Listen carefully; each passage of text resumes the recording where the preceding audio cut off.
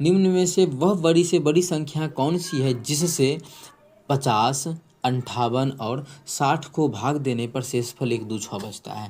आप लोग को हम बार बार बता रहे हैं, ये क्वेश्चन बहुत आ रहा है, जबकि आज का होमवर्क में भी आप लोगों को यही क्वेश्चन दिया गया है। कहाँ गया होमवर्क का क्वेश्चन? होमवर्क ये नहीं था, ये तो कल का शायद था। हाँ, आज का होमवर्क देखो ऐसा ही है ना कि जिससे इतना से विभाजित, तो भाग करने पर शेषफल 38 और 22 और 38 बचे। तो आज भी जो है क्वेश्चन अब वही आ गया। जब वही क्वेश्चन आ गया तो ई क्वेश्चन करा देंगे। पीछे आप लोग अगर क्लास नहीं भी किए होंगे तो ई क्वेश्चन अगर कराने के बाद आप लोग सीख सकते हैं, ठीक है। लेकिन एक सेम क्वेश्चन होमवर्क में भी दिए और सेम ऐसा ही करा दें तो सही रहेगा। ठीक है, करवा देते हैं, चलिए करवा देते हैं। निम्न से बड़ी संख्या कौन सी? हमें क्या पूछा है? बड़ी से बड़ी संख्या। उससे अगर 50 में भाग देंगे, 50 में भाग देते हैं तो शेषफल कितना बचता है? क्रमशः 1 बचता है। 50 में भाग देंगे शेषफल 1 बचेगा। यदि 58 में भाग देते हैं उसी संख्या से तो शेषफल बोल रहा है क्वेश्चन में 2 बचता है। यदि उसी संख्या में 69 से भाग देते हैं, 69 उस संख्या से 69 में भाग देंगे तो शेषफल क्वेश्चन में बोला जा रहा है कि 6 बचता है। तो बोल रहा है वो संख्या क्या है, तो देख लेते हैं। मतलब 50 में भाग दे रहे हैं तो शेषफल कितना बच रहा है? 1 बच रहा है। मतलब अगर 1 घटा देंगे तो शेषफल तो नहीं बचेगा। ये चीज़ समझ में आता है ना? बार बार हम यही चीज़ हम हर एक यूज कर रहे हैं।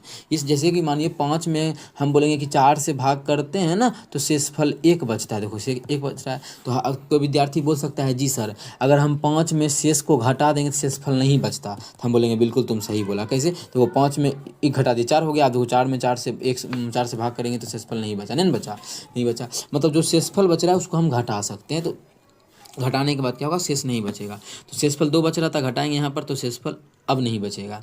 अब यहाँ भी शेषफल हमारा नहीं बचेगा। क्वेश्चन में बोला है कि इसका वह संख्या क्या है। तो अब क्या करते हैं, इसका HCF ले लेंगे तो वही संख्या हमारा सबसे बड़ी होगा। तो इसको भी लिख सकते हैं 7 गुना 7। ऐसे दिख रहा है कि आंसर 7 बचा, टिक मार्क आगे चल जाएगा, लेकिन आप लोग हम दिखा रहे हैं। इसको लिख सकते हैं 7 गुना 8 और इसको लिख सकते हैं 7 गुना 9। अभी कोई विद्वान यहाँ पे आएगा और बोलेगा कि इसको 2 गुना 2 गुना 2 लिखते, इसलिए नहीं लिखे, इसमें तो 2 नहीं आया। और इसको भी 3 गुना 3 इसलिए नहीं लिखे, किसी और में भी 3 नहीं आया इसलिए डायरेक्ट लिख दिए।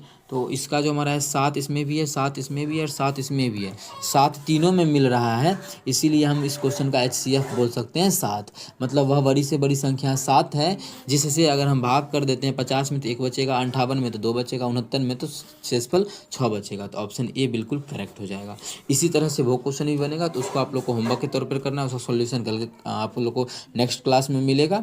और अच्छा लगता है तो अपने सभी दोस्तों के साथ शेयर करें। आज हम लोग 69 नंबर क्वेश्चन तक कंप्लीट कर लिए हैं। अब हम अगली क्लास में 70 से स्टार्ट करेंगे, लेकिन उससे पहले हम लोग होमवर्क का क्वेश्चन करेंगे। पहले आप लोग का कमेंट देख लेंगे कि होमवर्क का में आप लोग इसका आंसर किए हैं कि नहीं किए हैं, फिर हम लोग 70 से स्टार्ट करेंगे।